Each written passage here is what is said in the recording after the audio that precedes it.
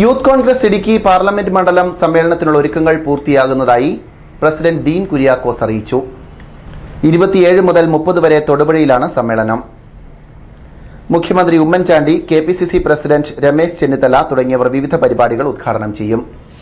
Youth Congress Lok Sabha കമ്മിറ്റിയുടെ സമ്മേളനം ഈ മാസം അവസാനത്തെ ആഴ്ച തൊടുപുഴയിൽ വെച്ച് നടത്തപ്പെടുകയാണ്.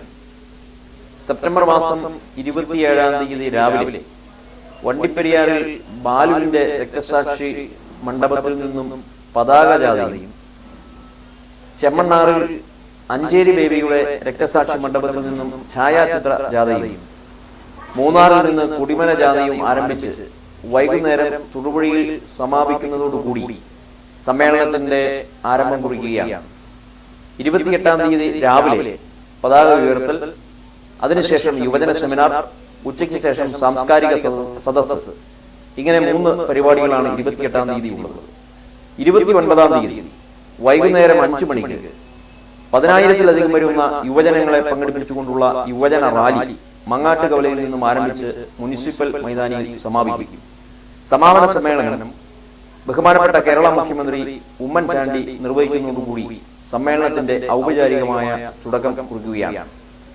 30-ാം തീയതി രാവിലെ പ്രതിനിധി സമ്മേളനം ബഹുമാനപ്പെട്ട കെപിസിസി അധ്യക്ഷൻ ശ്രീ രമേശ് ചെന്നിത്തല ഉദ്ഘാടനം ചെയ്യും. അതേ തുടർന്ന് 3 പ്രമേയങ്ങൾ, സംഘടനാ പ്രമേയവും രാഷ്ട്രീയ പ്രമേയവും പാരിസ്ഥിതിക പ്രമേയവും അവതരിപ്പിക്കപ്പെടും. അതേ തുടർന്നുള്ള ചർച്ചയും ഉണ്ടാകും.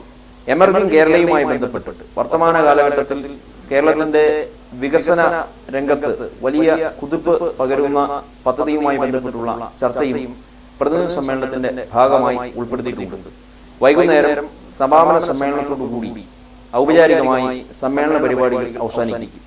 ഈ പരിപാടികളിലെല്ലാം യൂത്ത് കോൺഗ്രസിന്റെ ബഹുമാനനായ സംസ്ഥാന അധ്യക്ഷൻ Shri PC Vishnunath MLA, youth കോൺഗ്രസിന്റെ അഖിലേന്ത്യാ കമ്മിറ്റി ഭാരവാഹികൾ, സംസ്ഥാന കമ്മിറ്റി ഭാരവാഹികൾ, ബഹുമാന്യരായ യൂത്ത് കോൺഗ്രസിലൂടെ വന്നിട്ടുള്ള MLA-മാർ, മറ്റ് പ്രമുഖ നേതാക്കന്മാരൊക്കെ സമ്മേളനത്തിന്റെ എല്ലാ രംഗത്തും പങ്കെടുക്കുന്നുണ്ട്.